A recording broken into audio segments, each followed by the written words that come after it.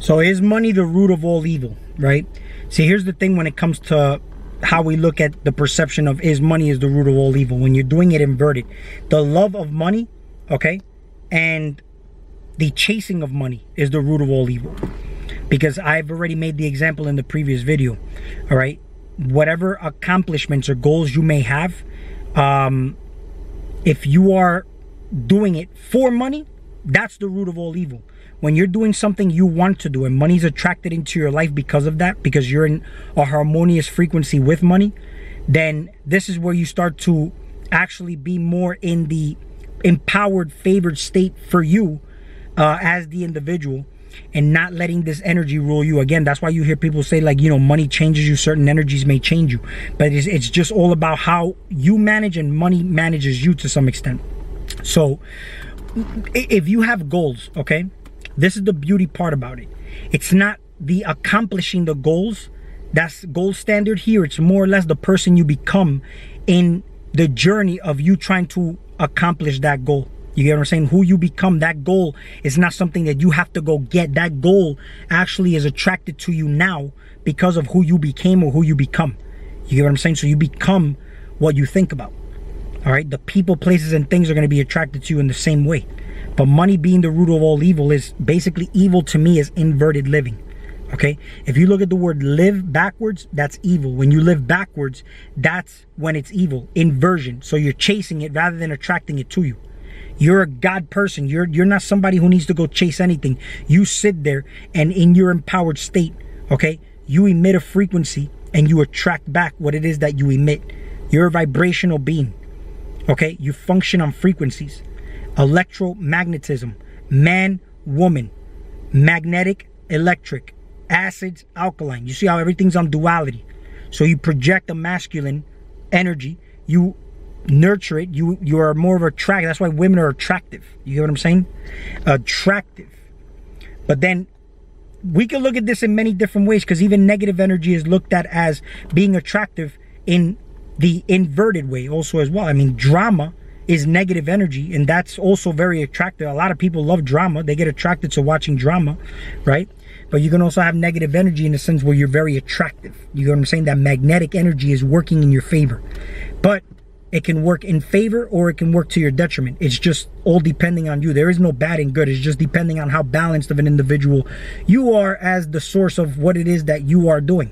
You're always creating. You may be aware of it or not aware of it. It's just like people consume information, and this is what molds your reality. This is why they say algorithms, mold how you look and shape reality. You get what I'm saying? That's why the algorithms are set up a certain way, so that they control how you see reality. So when you look at, the way you project, you emit a frequency, okay, it could be to your detriment or not to your detriment. It depends on the balance that you're in. If you're a balanced individual, you will basically attract things that are going to work in your favor. If you're not balanced, then it won't attract into your favor. The reason I say this is because when you consume information and you're thinking, okay, you have the ability to reject what goes in, and the ability to accept what goes into your subconscious mind, right? When you're not thinking, you're basically the gatekeeper, but you fell asleep and, anybody's coming into the club, anybody's coming into your house. But if you're at a good mental state and you leave your doors open, I mean, you may attract beneficial, things into your life. But if you're not in a, in a state where it's going to favor you, and you leave your door open, you may attract things that are going to put you in a unfavorable state. You get what I'm saying? That's why, let's say, for example, when you consume information, all right, it can shape how you see things. Okay, when you eat food, okay, you could be a conscious eater or you could be an unconscious eater. This is where the concept of prayer came in. There's people who are zombie eaters, and they're just eating. They may be in a good vibrational state, but there's also a negative chemistry still happening in the body, but they're able to neutralize it with good positive energy if they're a high vibrational being, right? However, there's the person who may know too much, and they can make themselves sick with their mind constantly worrying about what they eat, what they don't eat, what they should eat, what they shouldn't eat, and whatnot. And again, your life shouldn't revolve around what you're eating anyway. If you're doing what you want to do, you may forget to eat. In actuality, you even have more energy when you don't eat, when you're doing something that you want to do, because you're gaining energy from other sources. The air has plenty of life force in it, but you're not aware of that, and you just take that for granted, and you're really not doing anything with it.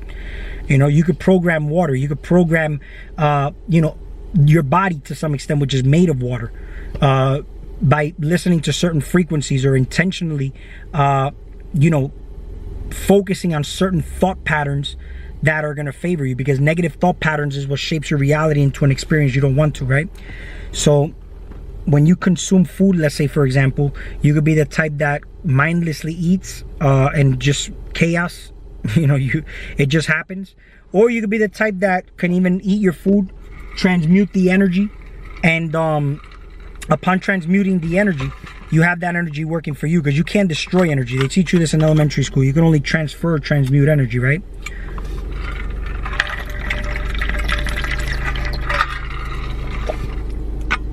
So you can only transfer or transmute energy. So when you eat, you can transmute this energy to your advantage, right? It's a low vibrational energy, such as like animal meat or whatnot. See, I don't believe that humans are really designed to eat meat, but we could handle meat in very small, moderate amounts if we decided to do so. I'm also the type that believes that an animal would want to be eaten by a higher evolutionary species. If it was killed under certain conditions, you can transmute that energy where that animal now has the ability to evolve into something other than what it was by now having a human level experience through you, because you are helping it move on. Or you do this with humans. You help them, you know, in let's say in the afterlife, there's people who are stuck in limbo. You've heard people say that you can actually help certain people that are, you know, stuck in limbo move on. You know what I'm saying? That you can help them move on from whatever fucked up experience they're stuck in the afterlife, right? I don't know much about that topic, but I've heard accounts of people doing this. So when you eat food, you can use your superpowers, which is faith, belief, and imagination, that when you're eating this animal, it is actually favoring you to whatever you want to program that energy to do. And I've made examples of this example with a video I did on redefine the meaning of everything in your life, so I'll link that video in the description of this video below. But when you eat certain foods, you program these foods, and they actually can do something for you. Now, you have a certain amount of hydrochloric acid that you actually have in your stomach to be able to break meat down. However, I think people are eating way too much meat. And if you do eat meat, I suggest you eat very little amount of meat, because it doesn't favor you at all to eat any kind of meat anyway. But if you are going to do it, there's a certain level of sacrifice that you're doing, because every time you eat, you shorten your life anyway. It doesn't matter what foods you eat. It could be healthy foods that you consider healthy or unhealthy. I mean, they're all designed to keep you living a certain lifespan. The reason that people once upon a time in history were depicted to live such a long time was because I don't believe the body was actually designed to eat, but we've molded our body to have to depend on fuel, and our bodies have evolved in a sense to have to eat food to basically live and survive. However, you can also redesign your body to become breatharian, okay? But this also takes very much dedication, focus, because you're going to be going through a lot of people judging you as far as, like, you know, maybe losing weight, or people going to be talking shit, because, you know, this whole world is ran on scientific studies and, you know, meta-analysis and all this bullshit that to be honest with you, I don't believe in none of these fucking things. You get what I'm saying? Like, I believe you should be your own scientist, your own experimenter. You can listen to information, but unless you've experienced it yourself, it ain't worth shit. You know what I'm saying? And really look at it with an open mind and a neutral standpoint when you do certain experiments with your body. You get what I'm saying? It's do it responsibly too. You know, do it responsibly, of course, with common sense and intelligence. You don't want to go out and do something and then go end up killing yourself. But when you're in this state, don't forget, you'll attract people that will help you, that will give you useful and beneficial information. The internet is flooded with trolls, and it's also flooded with people's ideas, opinions, and perspectives. That's all you got. You hear what I'm saying? Everybody's just giving you ideas, opinions, and perspectives. Studies and all this type of shit, it can have decades of analyses backed up by it. At the end of the day, all right, it's still biased to some extent, and it may not have been studied long enough to be able to prove that it's beneficial for anybody. You know what I'm saying? Look at food. Meat, for example, has detrimental effects on your body very, very, very, very, very, very, very long term, right? And it depends on the genes you have. Your constitution may be weak or strong. It may affect somebody a lot sooner than it affects somebody else. You know, but you gotta look at it like this when it comes down to studies. How do you feel when you eat a certain meal? You get what I'm saying? It doesn't, you see, when you're younger, you can recover from these things a lot quicker than when you are an adult. When you're an adult, it actually takes a lot longer to recover from certain things that you do, and eating food is sort of an abuse on the body to some extent. You should be getting energy from the foods you eat, yet you get the itis at times when you eat certain foods, right? And even certain things outside of you, like, you know, I've talked about fruits like watermelons and all that. See, these things are designed to neutralize the acids and the chemistry that you've already imbalanced with an imbalanced diet throughout your life. And then from there, it should be where you start to get into, all right? And this is, when I say should, I know it sounds like a normative claim, all right? But take it how you want. This is just, I'm just speaking for the sake of conversation. You know, let's say if you were on that journey where you're using fruits, is not to say that fruits is what you should always eat for the rest of your life. The next step up would be breatharianism, to be honest with you.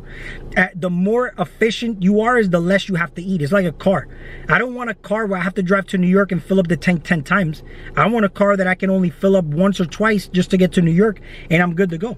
Maybe even a car I don't even have to fill up. It'll just, the next fill up, I fill it up in this state, and I don't have to fill it up till I get to New York. That's the type of car I like. You know what I'm saying? That's efficiency. Your body, how efficient is it? When it requires and it needs always something outside of itself, that's not really energy you're getting or any type of nutrition. That's just, you're getting a quick fix to a fucking, to an addiction, to a drug, because Food and Drug Administration is the same category for that reason. You know what I'm saying? So, what the fuck was I talking about? I want to make sure I stay on topic, especially for the title that I put in here. Yeah, so money. Money, the root of all evil. Okay? So when you look, that, and it ties in with all of the stuff that I just mentioned, because it's all inversion and whatnot. But yeah, in a nutshell, money, okay, is a tool. It is an energy, okay? And it is an energy that's got a lot of power behind it. And the reason it's got a lot of power behind it is because the majority of people break their back, sweat. This is all fucking like essence, life force essence that people put in there just to go and acquire a paycheck. Just to, you work for money instead of money working for you. There's a point where you can get to where you could just sleep and money is generated for you. When you start a business, I made the example of how I started my garden. My garden is like a business, but I don't have to attend to it all the time. I could just basically, it works for me. The ecosystem is so balanced that I don't have to worry about pests or, you know, certain animals going in there, because everything is balanced. I got certain animals that come in there to balance the ecosystem. Plus, with my intent, I got certain toys out there that I utilize as certain energy. I got the statue of Darth Vader out there. I've got certain statues of certain villains and even heroes out there, which we can consider demons and angels, to balance out the chemistry out there. It's not just about having demons and no angels, or just angels and no demons. No, I mean, it's balanced chemistry. I've got organites out there. You know what I'm saying? I've got certain crystals, and then of course my intent. Of course, how I want things to look, how I want things to work out, and everything works out perfectly the way I want to in a balanced ecosystem in the garden. So it's like nature. Nobody waters or nature's or fertilizes trees or plants in nature, right? But they just look so big and vibrant and they thrive perfect. That's how my garden is. It's like the forest. You know what I'm saying? When it's set up a certain way and not like your traditional garden, it doesn't seem to be where I can't put this plant with this one because they say they compete in, for nutrients. No, that's how the world overall is because everybody's got this illusion of separation. See, when you have things planted in your garden and it mimics nature, there's something called a network, called a mycelium network. And this establishes a proper communication from one plant to another. And it's all done because I keep the bacteria microbiome underground stable, stability, neutral, right? So it doesn't get caked up by the sun where it gets too dry or too moist or anything like that. The conditions are just right, Earth-like environments. You don't want it to be like another planet. Can you live in another planet? No. Earth-like environments. When you become one with nature, that's when your insides are in tune with nature. Your body's not too acidic or let's say too alkaline. It's just right. And then when you touch soil, when you interact with other people and viruses, now you're actually utilizing this as information, and instead of them hurting you, now it's upgrades. That's what it's called. These things are now upgrades. Okay? So that's why when you look at money, right? You got a green thumb in nature, money. You got a green thumb. When you count money like this, right? So when you count money, okay? Money, you go out in the business world and business just works for you. You meet the right kind of people because it's attitude. Your attitude is good. You know what I'm saying? And it's all attitude. You can have visions, goals, and all these type of things. But if your attitude is great, you're more than likely to succeed over anybody else. You know what I'm saying? So, the inversion part, okay? You don't have to chase anything. It comes down to you basically. The body, see, nature works for you. Your body works for you. It's just we work against the body. Whenever the body's trying to do something to maintain homeostasis, we go up against it by giving it drugs or having negative thoughts or whatnot, right? But your body's thriving to maintain homeostasis, okay? And it also, there's things dying all the time. You got cells dying all the time. Things are happening all the time. So you got life and death happening all the time in your body. You experience the world, there's life and death happening all the time, right? How you perceive your world, though, is how you are basically projecting it from within you. So you never see the world for how it is. You see the world for how you are, right? So the same way with money, if you look at money a certain way, then this energy will be in your life experienced a certain way, okay? A lot of rich people, and I know a lot of rich people, by the way. I know a lot of rich people, millionaires with Ferraris and shit. And they believe that it's all a mindset. And this type of energy is attracted to you. I'm listening to this from rich people. So why would I not listen to that advice?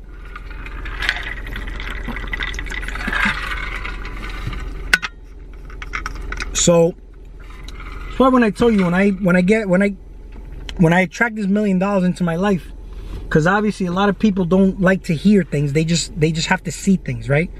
I want to know if you feel happy for me. How happy do you feel for me when I acquire this $1 million? Because I promise you, if you feel happy for me, you will attract a lot into your life as well. You know what I'm saying? That's why it's important to wish good upon others, but genuinely though, not hypocritically. See, a lot of people become, for example, vegans only because their ego wants to fucking join a cult, or they fucking want to make content. But I don't even believe this even needs a title. It's just like non-duality. Non-duality doesn't need a title. You're creating duality by creating a title of non-duality. But when you're a vegan, you should just realize that you don't need to eat these animals because you genuinely from within you know that this doesn't belong in your system. It's this complex chemistry. You decide to either, because they say with great power comes great responsibility. So if I intake the energy of this animal, am I responsible enough to transmute this energy and maintain a focus to direct this energy to favor me and favor the energy of whatever experience this animal is living? So you got to understand, these animals outside of you, they're like children, right? They're like children. Children are in this world to experience life, right? They're experiencing life. And the thing is that they're not as consciously aware as an adult. When you have a child, it's no different than having a pet. Because what they're doing is they're just absorbing the environment. They're absorbing your frequency and vibration. And then they're molding themselves into an adult based on their environment and based on the influences that you gave them, right? Your animals are like children. They're experiencing life, but they're just, notice how they can run away from you or whatnot, and they're just in their animalistic nature. Humans are in their animalistic nature because they're just in fight or flight. But if you were out of your animalistic natures, you would realize that fear is just an illusion. Fear, it's like fear is to say that, to fear itself, you know? Like you wouldn't even, it's hard to kind of put this into words, but you would not feel fearful. You get what I'm saying? You would actually understand that the fear is positioned in certain areas of your body, particularly in the kidneys, because the adrenals sit on top of them, right? And the adrenals are responsible for fight or flight. But your everyday stresses in life, or through so much of this negative emotions you may be feeling, or so much of this belief, or so much of this polarization, a lot of people fatigue their adrenals without even having to eat a bad diet. It could just be from bad attitude, bad way of looking at life. You know what I'm saying? And when you're imbalanced in this way, this manifests into a physical form of what we would call a disease, where a disease is an illusion. It doesn't exist. But it is a symptom arising from wherever these weaknesses are arising from, and then they just give it a name. No different than you have herbs in your garden, and they always want to take it out, bring it to a laboratory, isolate the chemistry. Everything's about isolating it and repackaging and selling it back to you. So they take whatever symptoms you have, give it a name, which creates an egregore or a entity, which is a deity due through diet or attitude. And now you have manifested this energy into your life. And now you would need to do some type of exorcism to get it out of your life. Now, when you start thinking like this, you get out the inverted way of thinking, right? In the business world is the same way. You get what I'm saying? You gotta look at life in general and look at that you're the conductor of this train. If not, you're being trained mentally. You're being trained in the gym. You're being trained when you go to a work to basically clock in and make a paycheck. That's why they say they train you. Instead, you become the conductor. This is what entrepreneurs do. But with great power comes great responsibility. Now you got to take this power into your own hands to manage your mindset, manage your attitude. You take care of your finances. It's not safe. You got to take a lot of risks. Risk is the reward of the gods, though. And what are you? Are you a human, or are you a god in this fucking realm? When you're God, though, and you say you're God, you'll be faced with certain scenarios and circumstances to test if you really are God, though. And if you can't handle it, then things may appear to be falling apart for you. But sometimes you gotta break through certain things. When you're sick, right? Let's say, just for the sake of conversation, the healing crisis is basically what you have to ride and go through for you to get better. So they don't feel good though. But at the end of the road, you're a lot stronger, because what didn't kill you makes you stronger. So when you go through these detox symptoms, or you go through healing crisis, when you're sick in bed, you feel like you're dying. You're really not sick. You're just healing from, you were sick before you got those symptoms. Those are healing symptoms. And then what do? You try to suppress it by giving it a drug, or, you know what I'm saying? Like, and you work against the system, against the body. The same way in the business where you may go through risk. You want to know those are blessings in disguise, because you learn, now you become stronger, because now you don't make the same mistakes again. Same way with everything else, right? Well, if you like this video, like it. That does help my channel, and we will talk soon.